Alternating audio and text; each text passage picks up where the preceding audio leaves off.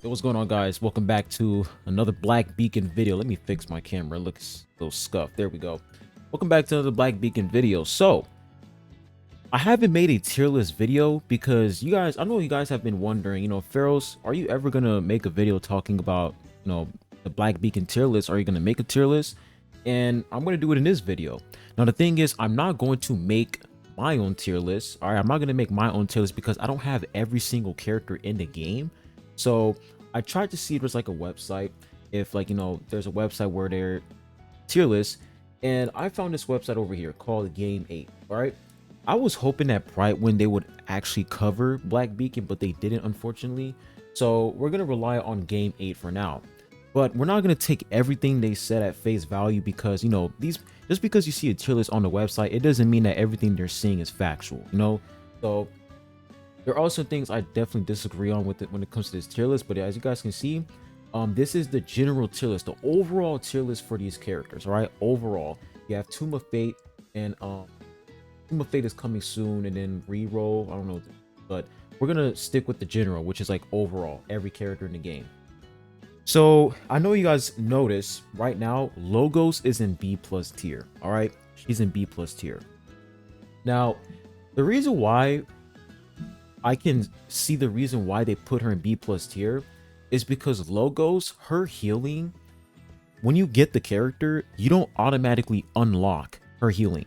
Like, you don't automatically unlock the heals. She's just there to deal some damage, and that's pretty much it. And she's there to do coordinated attacks, right?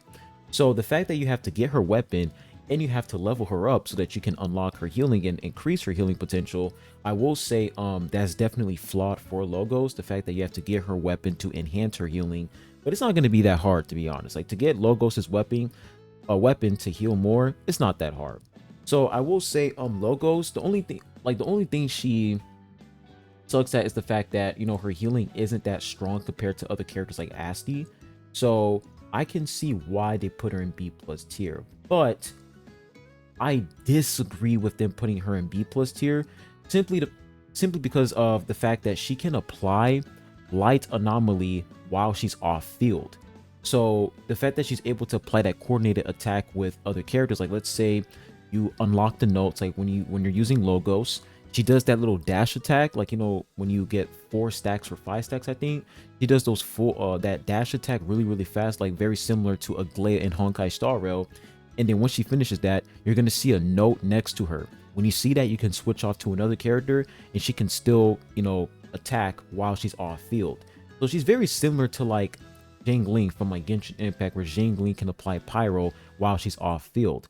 So I will say putting Logos in B+ tier, I ain't gonna lie, man, I'm gonna disagree with that. I feel like putting her in A tier or A+ tier would be a lot better, simply because the fact that she can apply light anomaly while she's off field, which is going to help you apply overload, which is going to be really good.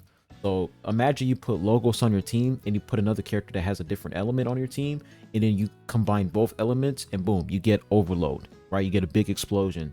So I think the reason why they put her in B+ tier is because her healing isn't that crazy, but that's not like the only thing that she's good at. You have the coordinated attack, which is also very good, which makes her apply light anomaly off field. So B+ tier, heavily disagree. I think A tier and higher is a lot better. Now another character I also want to go over here is Asty. Asty being an A tier is a huge disagreement. I ain't gonna lie, man, they did not cook with this. Asty being A tier is not true at all, and the reason why I disagree with this heavily, I made a video talking about her, is because you guys can see a lot of people voted for S tier. The reason why she should not be an A tier is because of her talent 1. The fact that she is able, if we come over here to her passive, right, we find her passive, where is it at? There it is, this right here. The fact that she is able to provide such a huge crit damage boost to your allies, right, and it's really easy for her to do, like all you have to do is put HP on her and that's it. The fact that she's able to apply so much crit damage pretty much helps your DPS units not be fixated on crit damage when you're building them. Like when you're trying to build, let's say Lychee, for example, if you pair him up with Asty, you don't have to worry about crit damage that much, right? With his ancient mark, you can focus on crit rate, HP, or thunder damage boost, or attack, right? Because she's able to cover up that critical damage bonus. So there is literally no cap to her crit damage bonus. There is no cap. They say they put 80% crit damage bonus. There's not a cap to it. If we actually read the talent, I wish they actually put the talent from the game, because it seems like they just like switched it up over here. But in the game, it literally says the more HP you have on her, the more crit damage. So every 1000 every 1000 HP, you get a 3% crit damage bonus. But they don't say there's a cap, right? There isn't a cap, so you can keep going more and more and more and more and more. So, you know, the fact that they put her in A tier, I'm gonna have to disagree with that. She's a 4-star character.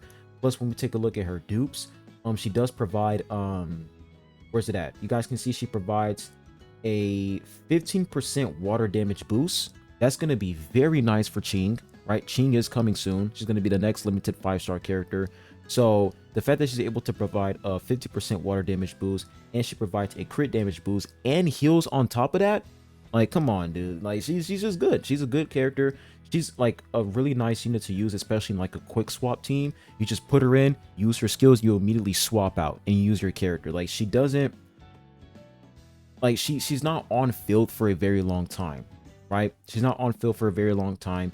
You just put her, you know, umbrellas down, put that AoE field down, the water zones, get that crit damage bonus, get some heals, and then switch out, and you do what you got to do. You switch out to 0, and that's pretty much it. So I'm gonna have to disagree with Asty being an A tier. I think she belongs in A+ tier instead. She's not on the same level as 0, but A+ tier, way better. Now, another character I want to go over here is, of course, I want to talk about Jhin, right? Because, you know, when it comes to, you know, who is the worst character in the game, I'm gonna have to go with Jhin. The fact that she is a DPS unit, she is very, very garbage. Her kit is just lame. Like, when I play with her in the story, she just doesn't really do much. Like, her kit, I don't know what they were trying to do with this character. I mean, people saying S tier, they're just trolling. But I don't know what they were trying to do with this character, to be honest. Like, you just use her skill. That's pretty much it. Like, she's not really bringing much to the table. So, I will say Jhin, probably the worst character in the game. Continuing on from that, when it comes to Lychee, now Lychee being an S tier, I agree. Lychee, very, very strong DPS unit. All you have to do is give him HP, give him some crit rate, crit damage, and you're pretty much cooking with this character. You pair him up with what's her name, Asty, and you're going absolutely crazy, man. Lychee is such a strong unit, definitely like the strongest DPS, standard DPS unit in the game so far, because people were saying, you know, what about Arishin, right? What about Arishin? What about Nana? I don't think Nana is like a DPS unit, to be honest. She feels more of like a applicator, right? She applies that dark anomaly effect on the enemy. I forgot what it's called, but she's more of like an applicator and like an AoE unit versus like a pure DPS unit, right? So, you know, Lychee being S tier, I agree with that. Viola, I can't really say much about this character, but she's very easy to use, especially when it comes to AoE damage. So I'm definitely gonna build her up later on. Hafei, I heard a lot of, you know, great things about Hafei. You know, she provides shield. I think she's able to inflict burn on the enemy, which is really, really good. She has some resistance. She also can apply she can also give your allies additional pierce. That's really, really good for Florence. So Hafei, I'm gonna have to check her out. Of course, Florence being an S tier, I mean, not surprised. You know, she's the first limited 5-star character, so I definitely understand why they put her in S tier. She's like a great unit. There's like a broken combo that I've been, you know, abusing lately, as Florence, Zero, and Asty. It goes crazy. I made a video on it. So good. Shamash. Now, Shamash, I heard that he is actually a very strong 4-star DPS unit, which is really nice. So when I have the opportunity in the future to build him, I might build him up. But, you know, as up to right now, since our resources are limited and we have, you know, stamina, I gotta save up all my resources and actually focus on Florence, Zero, Asty, Azzy, Lychee, etc. Now, when it comes to Wuxi, now Wuxi, I've heard a lot of great things about Wuxi, how he can deal some pretty nice damage. But since he is a 4-star character, you know, it's inevitable when it comes to these gacha games. 4-star characters are always going to be lower than 5-star DPS units, because when it comes to 5-star DPS units, they have more stats. Their kit is just way more they just have more in their kit compared to 4-star characters. Unless we're talking about support units. When it comes to support units, that's when 4-star characters have the potential to be a lot more powerful than 5-star support units. For example, you guys can see Logos. Zero is way more powerful than Logos when it comes to buffs and whatever. Logos doesn't really provide buffs. So, you know, Zero being a 4-star unit and she's better than Logos, she's better than Nana, like obviously. So honestly, Zero is like a secret 6-star character, to be honest, man. She's a secret 6-star. But yeah, when it comes to 4-star DPS units, you know, it's just unfortunate. They'll never be as good as 5-star DPS units unless the 5-star DPS characters are straight trash. And so far as up to right now, I will say Aerishin. I haven't used the character yet, so I'm not gonna say if she's trash or not. But a lot of people told me that Aerishin, she needs a lot of investment. So I don't know yet. But yeah, I can understand Wuxi A tier. Ming, now Ming, I'm gonna build this character because he can apply burn very, very fast, which is probably gonna be very good with Florence. So I'm definitely gonna check out Ming for sure. I did get the character, so yeah, looking forward to Ming. But overall, this tier list is pretty fair. I think this tier list is fine. They should definitely like fix Asty's position here and put her in A+ tier. I think that would be a lot better. Logos being in B+ tier, they should put her in A tier. Aerishin, I'm not gonna say much about her. C tier is looking pretty fine. S tier is looking pretty good. Yeah, I think this tier list is fine. Azzy being an A+ tier is also good as well. You know, some of you guys might think, well, you know, Azzy, the fact that she can reduce resistance, you know, reduce lightning resistance as well, reduce defense, you know, shouldn't she be an S tier? And the thing is, Azzy, yeah, she's nice because she can reduce the enemy's defense and their resistance, but at the same time, I will say her gameplay is a little clunky, right? Because when you're using her skill, and let me see if they actually include that here, like when it comes to her like disadvantage, do they talk about that? I don't think they do. Oh, okay, so let's look at weaknesses here. Needs to be paired with a powerful DPS to be fully effective at her role. Can take time for her to get her enemy's firepower meters full if they're lag. Yes, this right here. This is a fact. And I think you guys noticed this as well. I talked about that purple meter, right? When you're using Azzy, she takes so long to build it up, and it's so annoying. Like if you're trying to use her in infinite multiverse, right? You're trying to use her in infinite multiverse. Since you're trying to like beat the timer, if you're using Azzy, she wastes a lot of time if you're trying to apply resistance on the enemy, right? Resistance shred, defense shred, and etc. So I will say that's a huge negative for Azzy's, the fact that it takes her way too long to do what she got to do so that she can swap on over to your DPS character so they can get the job done. She takes a long time. She really stays on field for a very long time, and that's a huge weakness. So her being an A tier, A+ tier, 100% agree with that. Her resistance shred is just goated. It's definitely gonna be useful in the future for sure, but it's just that, you know, it takes a long time for her to like do what she got to do so that you can swap on over to your DPS character and it can start doing some damage, like Lychee, for example. So yeah, that part right there, I can't stand that. Azzy, she just takes a long time to apply that resistance shred on the enemy.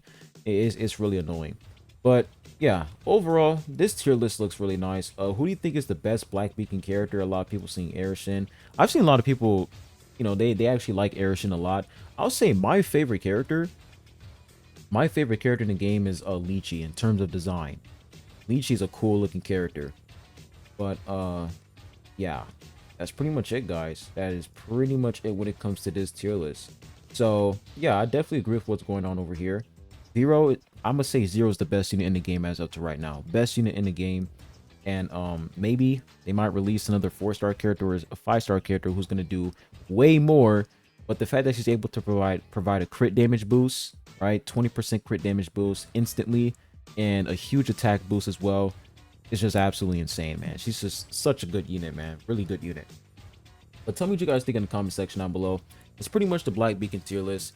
And Ching is coming soon, guys. Ching is coming soon. And if I were to like predict where she would be in this tier list, I will say her ultimate, she deals a lot of damage with her ultimate. Like her ultimate is a nuke. So I think something tells me that she's probably going to be like an A plus tier unit or an S tier unit. I don't know. Her damage is probably going to be way more than Florence. I have no idea, because for Florence, it seems like the best way when to build Florence is Pierce, fire damage boost, and attack. It seems like that's the best way to build her.